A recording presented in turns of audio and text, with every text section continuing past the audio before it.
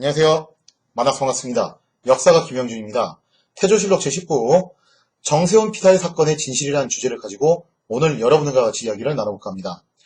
자, 지난 2시간에 걸쳐서 나눴던 이야기가 뭐였냐면은 1362년 2월 달에 나아추가 동국면 방면으로 밀고 내려오고 있었죠. 고려군이 처음에 이거를 저지하려고 요격을 했지만 실패를 하자 결국 공민왕은 동국면에 실질적인 패권자였던 이성계를 파견을 하면서 이성계는 7월까지 나아추하고 격전을 벌이게 됩니다. 특히 7월달이 이제 가장 클라이막스에 올랐던 시기였는데 이때 이성계가 나아추를 상대로 수많은 전투에서 승리를 하면서 결국 함흥평야 대회전에서 최종적으로 이성계의 부대가 나아추의 부대를 격파를 함으로써 나아추는 패퇴하고 말았다는 거죠. 자, 이처럼 나아추의 침공을 맞서 싸우면서 이성계가 야전에서 정말 구르고 고생하고 있을 때 과연 고려 조정은 무엇을 하고 있었을까? 사실 이때 고려 조정에는요, 뭔가 다크포스가 되게 피어오르고 있었거든요. 그래서 제가 지난 시간에도 잠깐 짤막하게 설명을 했지만 이때 누가 갑자기 덜커덕 죽어버리냐면은 개경 공략전의 총사령관이었던 정세웅이 굉장히 뜬금없이 피살당하는 사건이 발생합니다.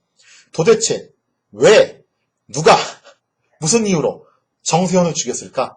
거기에 대한 이야기를 한번 같이 풀어보도록 하겠습니다. 자, 1362년 정월 고려군이 대대적으로 공세를 가해서 개경을 홍건군으로부터 탈환을 하는 데 성공을 합니다.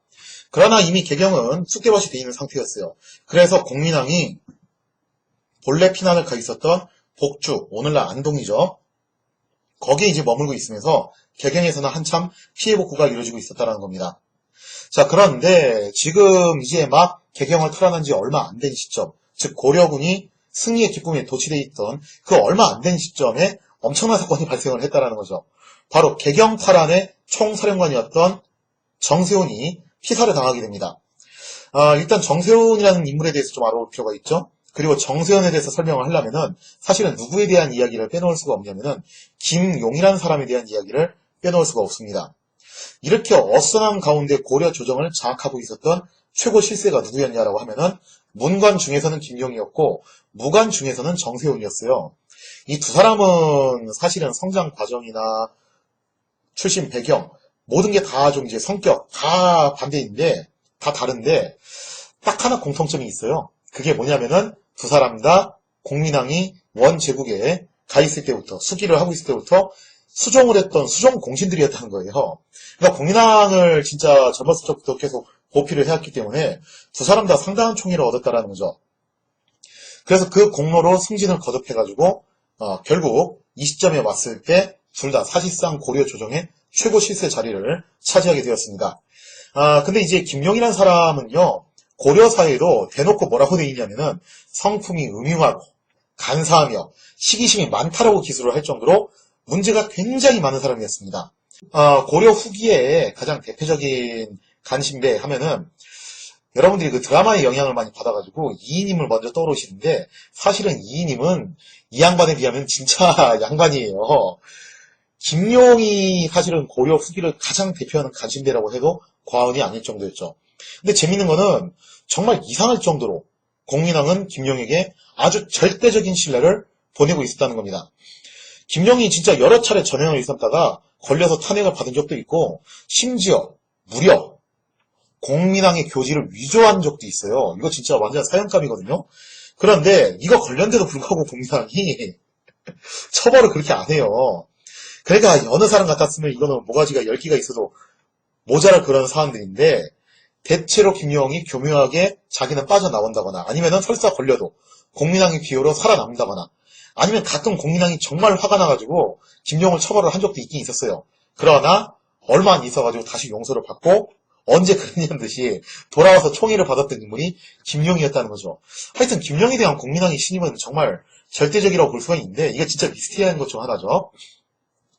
아무튼 이렇게 김용은 중상 모략과 권모술수로 권력을 장악한 사람인데 김용의 스타일은 기본적으로 이런 스타일이에요. 자기보다 잘난 사람이 있으면 위에서 밑으로 끌어내리고 자기보다 아래인 사람이 내 위로 올라오려고 하면은 그가 사뿐히 지려밟고 그렇게 해서 자기 자리를 굳건하게 지키면서 최고 권력을 차지했던 인물이 김용이었다는 거죠.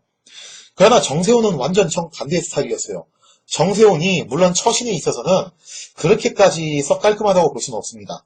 정세훈도 보면은 과거 행적을 살펴보면은 종종 김용의 전행에 같이 동참한 적도 있었고, 뭐 자기를 이제 비판하는 사람을 갖다가 김용하고 같이 짜고서 모함을 해서 날려버린 적도 있었고, 그런 뭐 좀 좋지 못한 모습도 보여준 건 있어요. 그러나 전반적으로 정세훈이라는 사람이 살아왔던 인생의 궤적을 놓고 보면은 굉장히 우직하고 책임감이 강한 인물이었다는 거죠.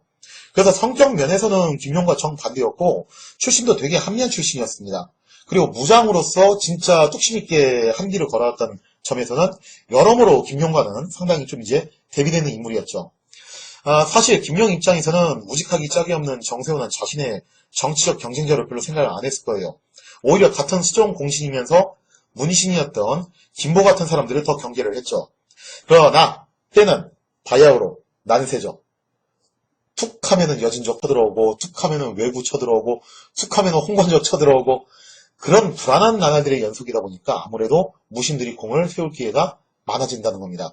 그래서 여러분들이 교과서에서 배웠던 신흥 무임 세력들이 성장을 하게 되는데, 정세훈도 바로 그때 몸을 일으켰던 사람 중 한 명이죠. 본래 이제 공민왕의 수종 공신 중 한 명이었기 때문에 총애를 얻은 것도 있지만 기철 이파를 숙청할 때 앞장선 공로로 공민왕의 총애를 상당히 받게 됩니다. 그러면서 홍건군이 쳐들어오자 사실상 이 개경 탈환전을 진두지휘할 사령탑으로 활약을 하게 됐다는 거죠. 자, 그러면서 이 정세훈이 지휘하에서 마침내 개경이 탈환되면서 사실상 정세훈의 인생은 앞으로 이제 진짜 탄탄대로가 남은 상황이에요. 그러면서 김용 입장에서는 좀 거시기한 상황이 됐죠. 사실 김용은 정세훈을 그렇게 라이벌이라고 생각 안 했을 거예요. 왜냐면은 우직하고 진짜 한계만 걷는 그런 뚝심 있는 무장이니까 저런 100% 군인이 설마 뭐 내 라이벌이 되겠냐라고 생각을 한 거죠. 그런데 그 정세훈이 개경탈환에 성공을 하면서 김용의 자리를 노릴 수 있는 그런 위치까지 올라올 가능성이 생겨버렸다는 겁니다. 김용이 누굽니까? 위에 있는 사람은 끌어내리고 아래에서 치고 올라온 사람은 사뿐히 지려밟고 그렇게 해서 정적들을 제거하는 아주 권력의 화신이었다는 거죠. 김용의 눈에 정세훈은 반드시 제거해야 될 제거 대상이었다는 거죠.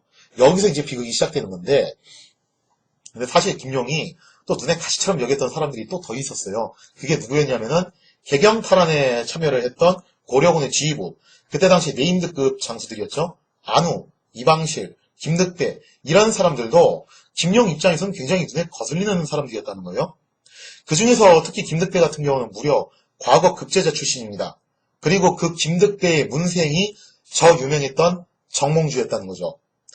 자, 그래서 이 안호, 이방실, 김득대 같은 경우도 개경 탈환 작전에서 활약을 했기 때문에 특히 민중들의 지지를 엄청나게 받으면서 김용은 이들도 제거 대상으로 보기 시작했습니다.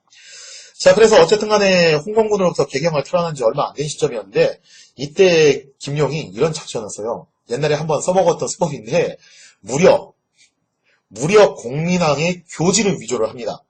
그래서 왕명을 위조를 해가지고 뭐라고 쓰냐면은 정세훈이 교만 방지하기 때문에 일선에 있는 장수들이 알아서 처리를 해라 라고 그렇게 명령서를 써요. 그러면서 이거를 자기 조카였던 김림을 통해서 안우에게 전달을 합니다. 왜 하필 안우에게 줬냐면은 안우가 또 정세훈하고 사이가 좀 껄끄러웠어요. 그래서 이거를 다 내다보고서 이용을 한 거죠. 자, 그래서 안우한테 이걸 딱 전달을 하니까 안우는 평소부터 정세훈하고 관계가 썩 좋지 않았는데 이런 왕의 명령이 자기한테 하달이 되니까 어떻게 하겠습니까, 자기는. 차라리 잘 됐다라고 생각했겠죠. 그래서 이제 이방실을 하고 협의를 해가지고 왕명을 따라서 정세훈을 처단하기로 합의를 합니다. 자, 그리고 여기서 이제 누구를 또 끌어들이냐면은 김득대도 끌어들여요. 그래서 안우하고 이방실이 김득대를 찾아가서 설득을 하죠. 왕명이 이렇게 내려왔는데 우리가 같이 힘을 합쳐가지고 정세훈을 처단합시다. 이거는 전하께서 직접 명령하신 합당한 업무 수행이요 라고 그렇게 설득을 하죠. 자, 그러나 김득대는 과거 출신자라서 그런지 몰라도 좀 신중해요. 그러면서 이 김득대가 반대를 합니다. 내가 볼 때 이거는 좀 너무 성급한 행동인 것 같다. 아무리 전하의 명령이라고는 하지만 이렇게 밀지로 내려오는 형식인데 이걸 어떻게 우리가 고지고대로 다 받아들이냐. 그러자 이제 안우가 그러죠. 그러다 만약에 전하의 명령인 게 확실하면은 그럼 우리는 명령을 거부한 죄가 돼가지고 같이 역해서 처리가 될 텐데 그거 어떻게 할 거냐. 그러자 또 이제 김득대는 이렇게 말을 해요. 정의에 그렇다라고 하더라도 우리가 직접 죽이는 것보다도 차라리 정세훈을 체포해서 전학계 압송을 시켜가지고 전하의 판단에 맡기니 맞지 않겠냐 하면서 좀 맞서요. 그러다가 안우하고 이방신이 일단 김득대는 빼놓고 우리끼리 일을 치르자라고 하면서 결국 안우하고 이방신이 김득대를 빼놓고서 일을 치르게 되죠. 자, 그래서 보시는 사료를 통해서 당시 이제 어떤 식으로 사건이 진행이 된지 한번 같이 살펴보도록 하겠습니다. 안우와 이방실이 김득대의 군막으로 가서 지금 정세호는 적을 두려워하여 진격하지 않고 있으며 김용의 글도 이러하니 그 말을 따르지 않을 수 없소라고 하자. 그러니까 이때 안우와 이방실이 내세웠던 명분이 뭐냐면은 홍건군이 퇴각하고 있는데 지금 정세훈이 그거 적극적으로 추격을 안 하고 있다는 거예요. 그러니까 이거는 태업하는 거 아니야. 그 다음 또 두 번째로 김용의 글, 이게 바로 공민왕이 보냈던 밀지라는 거죠. 사실은 김용이 위조했던 거예요. 자, 그러니까 우리가 어차피 왕명에 따라서 하는 거니까 하자라는 거죠. 자, 그러자 김득대가 타일름에서 뭐라고 하냐? 이제 겨우 적을 평정하였는데 어찌 우리들끼리 서로 베어 죽일 수 있겠소? 옛날에 양전은 장가를 제 마음대로 죽였으나 위청이 소건을 죽이지 않았던 일은 고금의 귀감이니 이 일도 신중하게 처리하지 않을 수 없소 하면서 중국 고사 이야기까지 끌어와가지고 역시 배운 사람답게 그렇게 얘기를 해요. 그래서 이제 사마양저가 장가라는 사람이 군법을 이겼다는 이유로 독단적으로 처리했던 고사를 제시를 하면서 그런 일이 있긴 있었지만 반대로 위청이 제대로 군령을 수행하지 않았던 소건을 죽이지 않고 관용을 베풀었던 일이 오히려 후대에 가서 더 높게 평가를 받았으니까 우리 마음대로 이렇게 죽이지 말고 차라리 그냥 어떻게 하자. 그 뒷구절에 나와 있죠. 정 부득이하다면 체포에 대궐로 보낸 다음 주상의 처결을 기다리는 것이 옳을게요라고 그렇게 말을 했죠. 자, 그러자 안우 이방식이 물러갔다가 밤이 되자 다시 와서 정세훈을 처형하는 것은 임금의 명령입니다. 우리들이 공을 세워도 왕명을 받들지 않는다면은 그 후환을 어찌하겠습니까? 하고 또다시 설득을 해요. 자, 그러자 김득비가 또 반대를 합니다. 그러자 안우 등이 결국 어떻게 했냐? 안 되겠다 생각하고 김득비를 빼고 술자리를 준비해서 사람을 시켜서 정세훈을 부르게 했죠. 그리고 정세훈이 도착하자마자 바로 근처에 있던 숨겨놨던 복병들한테 명령을 내려가지고 그 자리에서 정세훈을 쳐 죽이게 됩니다. 자, 이렇게 해서 정말 허망하게 개경탈환에 공을 세웠던 총사령관 정세훈은 한순간에 저 세상으로 갔다라는 거죠. 자, 그러면 이 이후의 일은 또 어떻게 전개가 되느냐? 사실 김용 입장에서는 조금 난감한 게 뭐냐면은 정세훈을 죽인 것까지는 좋았는데 그러면 안우하고 이방실 김득배의 입막음 또 어떻게 할 거냐 이거죠. 그리고 왕한테 또 뭐라고 말할 거냐 이거예요. 그리고 사실 김용은 누구도 꼴보기 싫었냐면은 바로 이 3대장 안우 이방실 김득배도 꼴보기 싫었어요. 그럼 얘들도 어떻게든 처리를 해야 되는데 이거 어떻게 할 것이냐? 여기서 아주 김용의 교활하면서 교묘한 작전들이 계속 연이어서 나옵니다. 자, 공민왕 입장에서는 정말 깜짝 놀랄만한 그런 상황이었어요. 그냥 말 그대로 깜놀이죠. 불과 며칠 전에 개경탈환의 전승 보고가 들어왔거든요. 근데 갑작스럽게 얼마 되지도 않아가지고 안우 이방시 김득대 세 장군이 총사령관인 정세훈을 피살했다는 급보가 들어온 거예요. 공민왕은 놀랄 수밖에 없었죠. 그러나 공민왕은 당장 이 세 장수를 어떻게 할 수가 없었습니다. 왜냐? 이 세 명이 지금 현재 군권을 다 갖고 있잖아요. 그러니까 어떻게 하겠어요? 살살살 달래는 수밖에 없죠. 괜찮아. 너네 그렇게 사고를 쳤는데 내가 일단 넘어갈게. 그러니까 안심하고 어떻게 해라? 일단은 내가 있는 곳으로 와라. 그리고 우리 말로 좀 풀어보자. 그러면서 이 세 사람에 대해서 죄를 묻지 않겠다라고 그렇게 선언을 해요. 그리고 이 세 명한테 죄를 용서할 테니까 일단 내가 있는 행제소로 오라고 그렇게 지시를 내리죠. 그리고 오히려 공민왕은 정세훈의 죄가를 열거하면서 이 세 장수가 정세훈을 죽일 수밖에 없는 이유를 또 명분을 또 만들어주는 그런 모습을 보여줘요. 자, 그렇게 해서 이 세 명은 안심을 하고 공민왕이 있는 행제소로 갑니다. 그때 당시 공민왕은 이제 복주를 떠나가지고 상주로 이동한 상태였어요. 자, 그래서 이제 상주 쪽으로 이 세 명이 이동을 하는데 동시에 가진 않고 좀 세 명이 따로 왔던 모양이에요. 그 중에서 가장 먼저 왔던 게 안우였는데 안우는 자기가 뭐 일종의 개선 공신이라고 생각을 했던 거죠. 한번 생각해 보세요. 개경공신의 탈환에 있어서 총사령관이었던 정세훈은 왕의 명령으로 자기가 제거를 했단 말이에요. 그러면은 사실상 1등 공신은 자기가 받는 거고 거기다가 왕의 특수 명령을 시행한 그런 왕의 총애를 받는 장수로 또 떠오를 수 있는 계기가 되지 않을까 그런 꿈에 부풀어 올랐던 것 같아요. 그래서 안우가 사실상 개선 장군이 돼서 공민왕을 아련하기 위해 상주에 있는 행궁으로 들어오게 됩니다. 자, 그래서 안우가 행궁의 중문으로 들어오는데 바로 그때 문을 지키고 있던 역사들이 갑작스럽게 철퇴를 휘둘러가지고 안우를 후려치면서 안우는 순식간에 철퇴에 맞아서 땅바닥에 쓰러졌다는 거죠. 그제서야 안우가 당했다는 걸 깨달은 거예요. 그리고 안우도 바보는 아니었기 때문에 나름 좀 이제 보험을 들고 있었던 것 같아요. 그게 뭐였냐? 안우가 철퇴에 맞아 쓰러지면서 자신의 주머니를 가리키면서 이렇게 외칩니다. 내가 이 안에 든 글을 왕께 바치고 죽겠다. 그러니까 조금만 기다려달라. 라고 그렇게 외쳤지만 그거 뭐 기다려주겠어요. 그죠? 그래서 결국 이제 안우가 두 번째 철퇴를 맞아서 그렇게 비참하게 생을 마감하겠다는 거죠. 그래서 아마 이제 이렇게 생각했던 것 같아요. 안우가 왕명에 따라서 정세훈을 처단은 했지만 자기는 그걸 믿고는 싶었지만 심심하잖아요. 그죠? 그래서 혹시 모르니까 김용이 자기한테 보냈던 그 편지를 보관하고 있었던 거죠. 그래서 만약에 혹시라도 문제가 생기면은 이거를 꺼내자. 그러면은 자기는 그냥 시킨 대로 한 죄밖에 없는 거고 김용이 처벌을 받지 않겠냐라고 그렇게 생각을 했던 것 같아요. 자, 그러나 김용이 이거를 가만히 내버려둘 위인이 아니죠. 그래서 김용이 전격적으로 그것도 진짜 백주대낮에 궁 안으로 들어오는 장수를 철퇴로 쳐가지고 죽인 거예요. 그리고 김용은 한 단계 더 나가서 정말 아주 냉혹한 모습을 보여주는데 자신의 조카였던 그 편지를 전달해줬죠. 편지를 전달했던 자신의 조카 김림을 혹시라도 비밀을 누설할 걸 염려해서 제거를 해버립니다. 자, 그래서 이 안우가 갖고 있던 그 편지는 결국 이제 전달이 되지 않고 안우는 여기서 생을 마감하게 되죠. 그러면서 공민왕이 이제 좀 이상하잖아요. 안우가 왔다라고 하는데 안 들어오니까 물어봤죠. 야, 안우가 왔다는데 왜 안 들어오냐? 그러자 이제 여기서 김용이 들어가가지고 보고를 합니다. 전하, 제가 대신 처리했습니다. 대신 처리했다니 그게 무슨 뜻이야? 그러자 김용이 이렇게 얘기해요. 안우가 전하의 명령도 없이 멋대로 정세훈을 죽였으니 그거는 왕명을 거역하고 왕을 능멸한 죄 아닙니까? 이거 어떻게 가만히 내버려 둡니까? 그래서 전하께서 손에 피 묻히기 좀 거시기 하니까 제가 대신 처리했습니다라고 그렇게 보고를 해요. 자, 그러면서 이제 김용은 안우를 처단한 여세를 몰아 이방실과 김득배도 붙잡아서 처단을 하는데 이방실은 행제소를 향해서 내려오다가 결국 중간에 이제 왕명을 받았던 만호 박춘의 칼에 맞아서 죽게 됩니다. 김득배는 이상한 낌새를 눈치채고서 도망을 쳐요.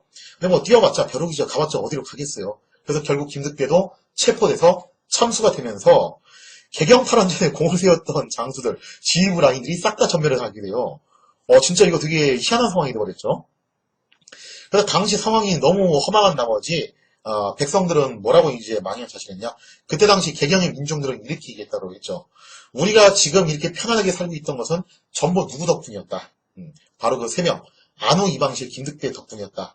그런 이제 말을 했었는데 이런 걸 통해서 알 수 있는 게 뭐냐면은 당시 이 세 명의 장수가 민중들한테 상당한 인기를 누리고 있었다는 것을 우리가 미뤄 짐작할 수 있겠죠.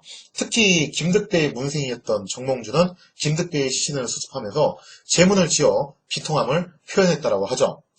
자, 이렇게 해서 개경탈환전에 공을 세웠던 고려 지부는 모두 몰살을 당하게 됩니다. 그리고 이 비극적인 사건의 배우는 김용이었죠. 그리고 김용이 써먹었던 작전은 일명 차도살인이에요. 남의 칼을 빌려서 사람을 죽인다. 즉 안우, 이방식, 김득배라는 칼을 빌려가지고 정세훈을 처단하고 그 다음에 입막을 위해서 나머지 애들도 싹 다 처단하고 아주 진짜 막장을 달리는 그런 권모술수를 보여줬는데 여기서 이제 우리가 좀 생각해볼 게 뭐냐면은 되게 이해가 안 가는 게 뭐냐면요. 공민왕의 태도예요. 아니 적법한 절차 없이 김용이 독단적으로 이렇게 안우를 죽인 거는 문제가 되는 거거든요. 논리가 이상하잖아요. 그죠? 안우가 월권을 행사해가지고 왕을 능멸하는 월권을 행사해서 정세훈을 처단했으니까 내가 안우를 제거했습니다. 그 논리대로라면은 김용은 안 그랬어요 지금? 멀쩡하게 오고 있는 계산장군을 자기가 그냥 백주단한테 철퇴로 쳐가지고 죽였는데 이거는 왕을 능멸한 행동이 아니냐 이거죠. 도대체 이거를 어떻게 봐야 되는 것이냐 이거예요. 그래서 사료에서는 사실 적나라하게 여기에 대해서 이렇다 저렇다 나와 있는 내용이 없습니다. 왜 안우는 그 제목에 해당이 되고 김용은 이 제목에 해당이 되지 않는가? 왜 안우는 그렇게 죽임을 당했고 김용은 공민왕에게 용서를 받았는가? 되게 좀 납득이 안 가는 상황이라는 거죠. 여기서 이제 생각해볼 수 있는 경우의 수는 크게 세 가지죠. 첫째, 공민왕이 김용을 너무 무서워해서 너무 무서워해서 처벌을 엄두를 못 냈다. 2번 공민왕이 김용을 너무 이뻐해서 차마 처벌할 수 없었다. 3번 사실은 김용이 했던 행위들은 원래는 공민왕이 하고 싶었던 거였다. 그거를 김용이 대신해줬기 때문에 그냥 넘어간 거다. 이렇게 한 3가지 정도로 압축이 될 수 있는데 셋 중에 뭐가 맞냐? 저는 답을 말해주지 않습니다. 각자 알아서 판단을 하세요. 그런 거는. 다만 여러분들의 판단을 도울 수 있는 자료를 제가 하나 제시를 해드릴게요. 당시 이제 안우를 처단을 하고 난 다음에 어쨌든 김용이 그렇게 보고를 했잖아요. 월권을 그렇게 행사한 장소여서 제가 제거를 했습니다. 그랬을 때 공민왕이 뒷수습을 하기 위해서 다시 또 이제 교지를 내립니다. 그러면서 안우의 죽음에 대해서 뭐라고 이제 평가를 했는지를 보면은 공민왕의 속내를 좀 우리가 미뤄 짐작해 볼 수 있겠죠. 자, 다음 사례를 통해서 공민왕은 도대체 무슨 생각이었는지 한번 같이 보도록 하겠습니다. 자, 고려사에 나와 있는 공민왕 세가 내용을 보면요. 공민왕이 이제 안우를 처단하고 난 다음에 왜 안우가 처단되었는가를 나름 또 이제 설명을 한 그런 이제 교지 내용이 있어요. 한번 그 내용을 같이 보도록 하겠습니다. 위로 조정의 영령께서 이끌어주시고 아래로는 충성스러운 군사들이 힘껏 노력해준 데 힘입어 사방에서 협공해 적의 무리를 깡그리 섬멸하게 되었다. 이거는 홍건군을 토벌한 것을 얘기하는 거죠. 이에 장병들이 개선하기를 기다렸다가 전공에 따라 상을 내리려 했는데 뜻밖에도 안우 등이 교만하게도 제 공로를 믿고 정세훈과 사이가 갈라져 나라의 법률도 아랑곳 없이 자기의 분을 풀어버리는 사건이 발생했다. 그러니까 이런 거죠. 안우는 이제 김용이 전달해준 그 밀지를 보고서 공민왕의 밀지를 보고서 한 거였는데 공민왕은 이거를 뭐라고 이제 본 거냐면은 평상시에 안우하고 정세훈이 사이가 안 좋지 않았냐? 그래서 안우가 여기서 선수를 쳐가지고 정세훈을 지 맘대로 죽인 게 아니냐라고 그렇게 개인적인 분풀이라고 규정을 했다는 거죠. 총병관은 여기서 말하는 총병관은 정세훈이에요. 총병관은 나를 대신해 분유를 집행하는 사람인데 그 수하에 있는 자가 제멋대로 그를 살해했으니 이는 나를 전혀 무시한 행동이니 분명하다. 윗사람을 모멸하고 업신여긴 죄보다 더 큰 죄가 어디 있으랴.